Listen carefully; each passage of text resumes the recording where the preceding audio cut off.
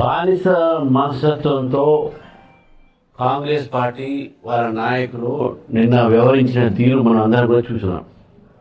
Congress party ఏదైతే ఒక విదేశీ స్థాపించాడో ఏఓ హ్యూమ్స్, బ్రిటిష్ స్థాపించినటువంటి ఒక కాంగ్రెస్ పార్టీకు ఒక ఇటాలియను దాని ఒక అధినేతగా ఉంటూ ఈరోజు ఆ కుటుంబానికి కాంగ్రెస్ నాయకులు మొత్తం కూడా బానిసత్వంతో పనిచేస్తున్న నాయకులను చూస్తున్నాం.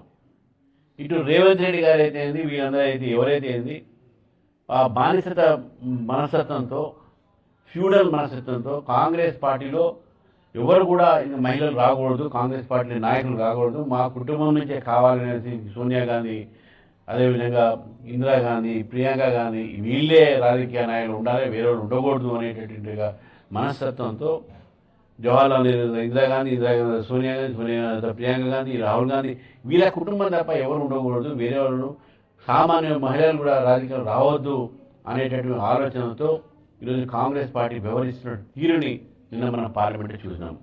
33% మహిళలకు రిజర్వేషన్లు 2023లో సపోర్ట్ చేసి ఆ బిల్లు పాస్ అయిన తర్వాత ఈరోజు దానికి వ్యతిరేకంగా ఓటేశారంటే ఈ కాంగ్రెస్ పార్టీ, ఇండియా ఎన్ఎస్ఎస్ కూడా మహిళలకు వ్యతిరేకంగా ఉన్నారు.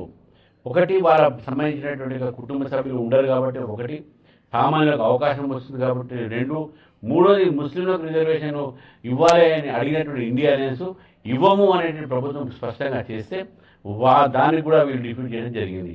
అంటే వీళ్ళు కేవలము మైనారిటీ ఓట్ల కోసము, వాళ్ళ కుటుంబం ఒక ప్రాతినిధ్యం కోసము మాత్రమే రాజకీయాల్లో మహిళల కోసం వాళ్ళు మాట్లాడుతూ ఉన్నారు. కానీ అసలైనటువంటి యొక్క కామన్ ఉమెన్ ఈరోజు మహిళ పార్లమెంట్లో చట్టసభలో రాకూడదు అనేటువంటి ఆలోచన కాంగ్రెస్ పార్టీ, ఇండియా అలయన్స్ ఉంది.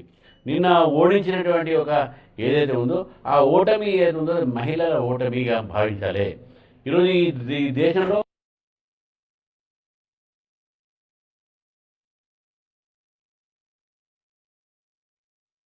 మహిళలు ఎంతో సంతోషపడి ఈరోజు మాకు రిజర్వేషన్స్ రాబోతా ఉన్నాయంటే దాన్ని ఇప్పుడు కాదు 32 సంవత్సరాల నుంచి కూడా కాంగ్రెస్ పార్టీ ఏదో రకంగా బిల్లుని పార్లమెంట్లో ఆపుతూ ఉన్నారు. నేను మొన్న చెప్పాను ప్రెస్ కాన్ఫరెన్స్లో, ఈ యొక్క దక్షిణాది ఉత్తరాది భోగి ఏదుందో ఈ అంశాలన్నీ కూడా పనికిరాని అంశాలు, కేవలం రెచ్చగొట్టడానికి తీసుకొచ్చిన అంశాలు. ఇది ఇంకో విషయం తీసుకొచ్చిన హైబ్రిడ్ వెరైటీ. ఈ హైబ్రిడ్, ఈ దక్షిణ ఉత్తరాది కేవలం ఉమెన్ రిజర్వేషన్, మహిళా రిజర్వేషన్ వ్యతిరేకించటానికే తీసుకువచ్చినటువంటి ఒక అంశాలు.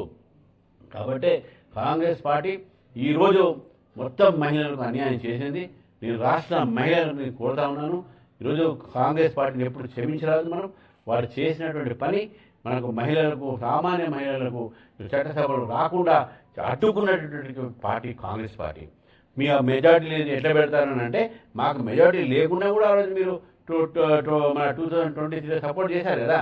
మీరు ఎప్పుడు కూడా స్టేట్మెంట్ మీ మహిళా రిజర్వేషన్ వ్యతిరేకం కాదు అంటున్నారు కదా.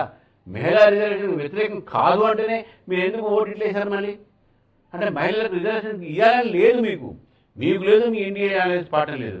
కాబట్టి ఈరోజు మా మహిళలు, మా పార్టీలో ఉన్నటువంటి యువకులు అందరూ కూడా ముఖ్యమంత్రి గారి ఇంటి మీద ముట్టడికి మేము బయలుదేరుతుంటే మమ్మల్ని హౌస్ అరెస్ట్ చేయడం జరిగింది.